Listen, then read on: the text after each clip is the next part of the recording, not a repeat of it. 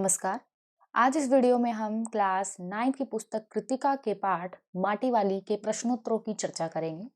छात्रों, मैं आपको बता देना चाहती हूँ कि इस पाठ की जो समरी है, जो इस पाठ का सार है, मैंने इससे पहले की एक वीडियो में दे दिया है।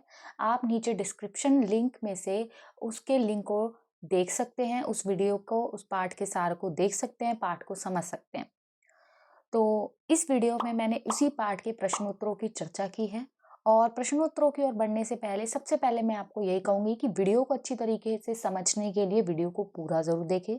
साथ ही साथ अगर आपको वीडियो अच्छा लगे तो वीडियो को लाइक ज़रूर करें, कमेंट करें व अपने दोस्तों के साथ शेयर करना बिल्कुल भी ना भूलें। अगर आपने अभी तक मेरे चैनल को सब्सक्राइब नहीं किया है तो जल्द से जल्द सब्सक्राइब कर लीजिए ताकि आगे आने वाले वीडियोस के अपडेट आपको मिलते रहें और आप बेल आइकन के बटन को प्रेस करना बिल्कुल भी ना भूलें।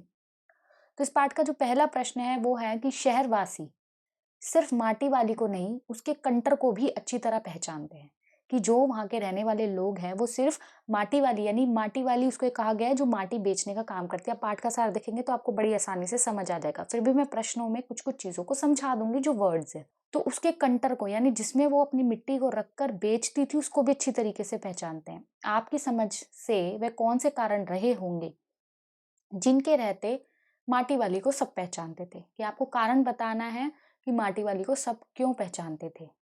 तो छात्रों, मैं यही कहना चाहूंगी, अगर आपको प्रश्नोत्तरों को हल करना है तो सबसे पहले पाठ आपको क्लियर होना चाहिए। साथ ही साथ आपको क्वेश्चन समझ आना चाहिए कि क्वेश्चन में एक्चुअल में पूछा क्या है। जो प्रश्न होता है उसका आंसर कई बार क्या होता है, वन वर्ड में होता है, लेकिन वो लेंदी ज्यादा मार्क्स में आ जाता है तो आपको उसकी लेंथ बढ़ानी पड़ती है। तो आपको बस ध्यान रखना है कि वो पार्ट का जो प्रश्न है वो कितने मार्क्स का है और आपको किसके अकॉर्डिंग उसका आंसर लिखना है। ज्यादा उटपटांग बातें भी नहीं भरनी है और बातों को ऐसे एक्सप्लेन करना है कि भारी भरकम शब्दों का आपको चयन करके उनका प्रयोग करना है। तो अब हम इसके उत्तर की ओर बढ़ते हैं कि पूरे शहर में माटी वाली एकमात्र माटी देने वाली औरत थी। जो वो पूरा शहर था उसमें सिर्फ एक ही औरत थी जो माटी बेचने का काम करती थी, जो घर घर जाकर माटी बेचती थी। क्योंकि पूरे गांव में कोई माटी खाना नहीं था। माटी खाना उसे कहा जाता है जहाँ पर मिट्टी होती है, जहाँ पे मिट्टी होती है जहाँ से वो उठाकर लाती है, इसलिए वह ही माटी एकमात्र साधन था। माटी का लोग प्रयोग क्यों करते थे, क्योंकि जो गांव वगैरह होते हैं उसमें जो घर होते हैं वो मिट्टी के होते हैं, तो लिपा पुताई के लिए, चूल्हों के लिए टाइम टू टाइम मिट्टी जरूरी होती है। हमारे घर पलस्तर जैसे मकान अब तो गांव में होते हैं, तो ये पुरानी स्टोरी, उस टाइम पे ऐसे घर नहीं होते थे। तो घर की मेंटेनेंस के लिए, घर में खुशबू के लिए, घर में ठंडक के लिए मिट्टी का प्रयोग किया जाता था। तो इसलिए लोगों को मिट्टी चाहिए होती थी और पूरे गांव में सिर्फ वही होती थी जो वहां से मिट्टी लाके लोगों के घर घर पहुंचाती थी। लोगों के पास इतना टाइम भी नहीं होता था कि वो स्वयं जाकर मिट्टी ले आए। घर घर में माटी से घर व चूल्हे लिपे जाते थे। लोगों को इस कारण भी माटी की आवश्यकता थी। माटी वाली का कोई प्रतिद्वंदी नहीं था, यानी उसके जैसा काम करने वाला और कोई उसका कॉम्पिटिटर नहीं था। सालों से वो माटी देती आ रही थी, जिस कारण उस शहर का बच्चा बच्चा तक उसको व उसके कंटर को पहचान लेता था। क्लियर है आपको? आइए अब हम दूसरे प्रश्न की ओर बढ़ते हैं। दूसरा प्रश्न है, माटी वाली के पास अपने अच्छे या बुरे भाग्य के बारे में ज्यादा सोचने का समय क्यों नहीं था? तो इसका उत्तर कुछ इस प्रकार है कि पूरे टिहरी शहर को सिर्फ वही माटी देती आ रही थी। उसका घर शहर से दूर था, जिस कारण वह प्रातः काल निकल जाती थी, यानी सुबह जल्दी निकल जाती थी।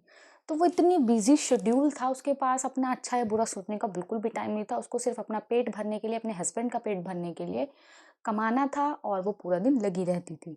वहां पूरा दिन माटी खाना से माटी खोदती व शहर में विभिन्न स्थानों में फैले घरों तक माटी को पहुंचाती थी।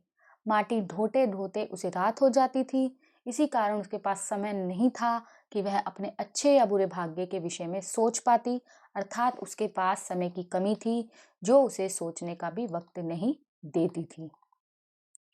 प्रश्न 3 है, भूख मीठी की भोजन मीठा से क्या अभिप्राय है? ये उस समय का इंसिडेंट है जब उसको वो किसी के घर माटी पहुंचाने जाती है, तो एक महिला उसको रोटी ऑफर करती है और वो कहती है आज सब्जी नहीं है तो तुम चाय के साथ खा लो। तो माटी वाली उस दौरान कहती है कि भूख, हम जो लोग हैं हमें भूख लगती है तो हम खाते हैं, उसमें भी हम बहुत ज्यादा सिलेक्टिव हो जाते हैं। लेकिन जो माटी वाली है वो तो गरीब है और वो सिलेक्टिव नहीं हो सकती, उसको जहाँ से कहीं भी कुछ भी खाने को मिल जाए वो खा लेती है।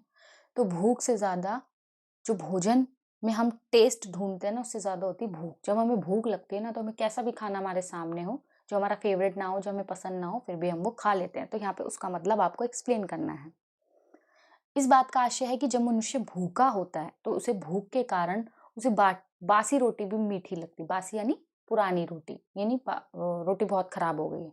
आजकल तो जो लोग हैं वो अवॉइड करते हैं, मतलब 1 दिन पहले का भी खाना खाना, लेकिन पहले के समय में जो लोग थे, वो खा लेते थे। अगर वो खराब नहीं हुआ है, तो रोटी भी अगर रात की बच गई है, तो सुबह भी उसको अच्छे से पीस के, उसका चूरमा बना के, तो वो खा लेते थे। तो यहाँ पे उसी की चीज़ की बात हो रही है। यदि मनुष्य को भूख ना हो, तो उसे कुछ भी स्वादिष्ट भोजन या खाने की वस्तु दे दी जाए, वह उसमें नुक्स निकाल ही देता है।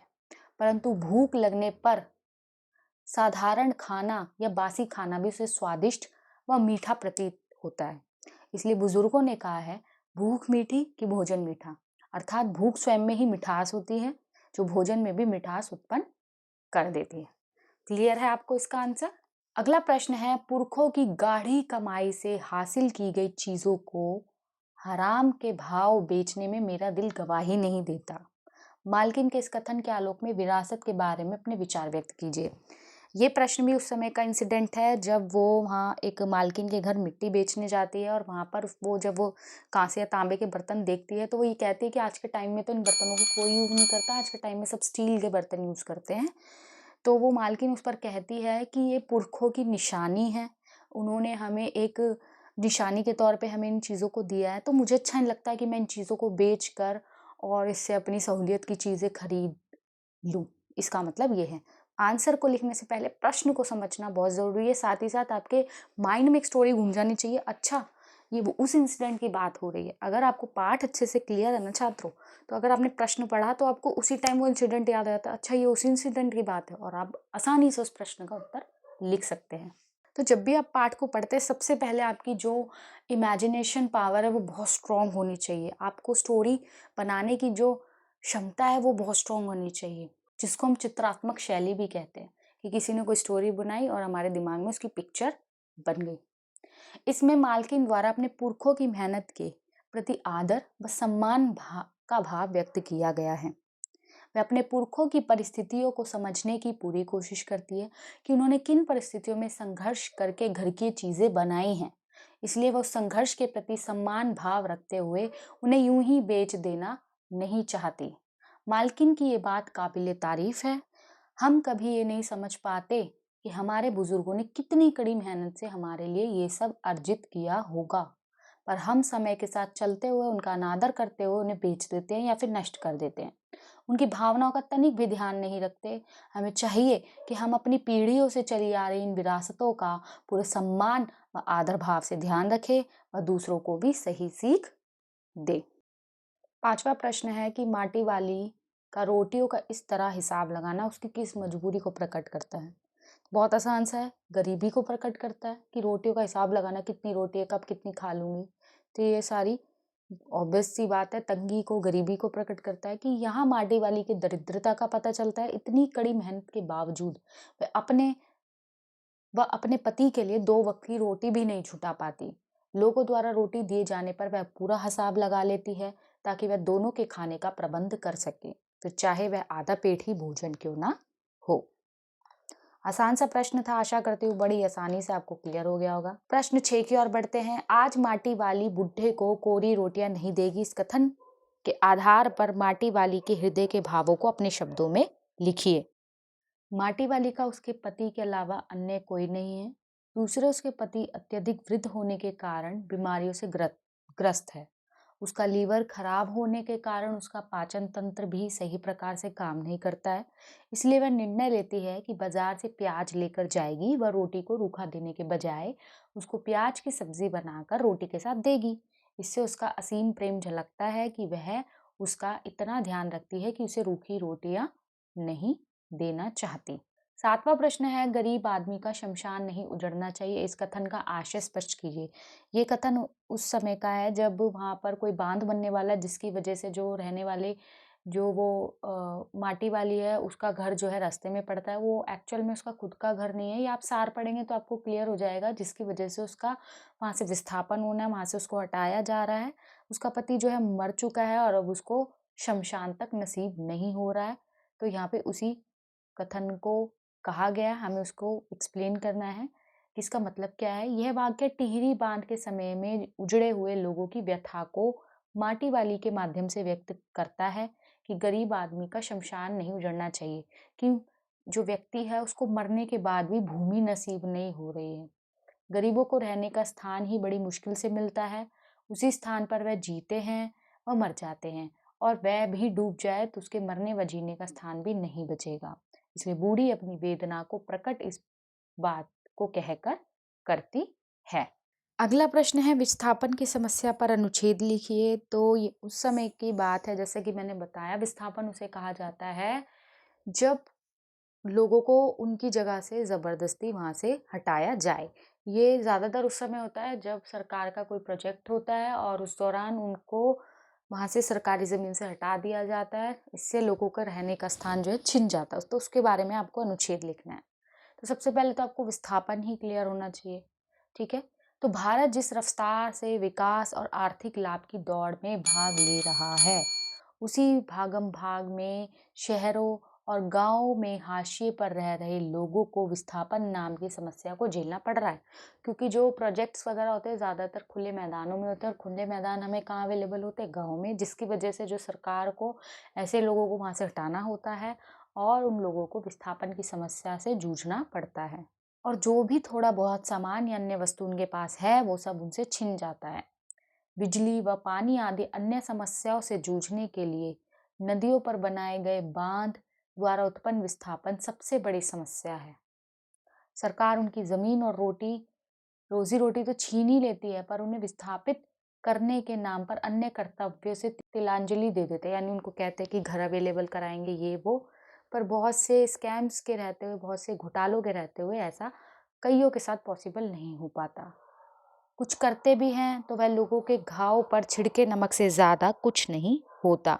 भारत की अदालतों ने भी इस पर चिंता जताई है। इसके कारण जनता में आक्रोश की भावना ने जन्म लिया है।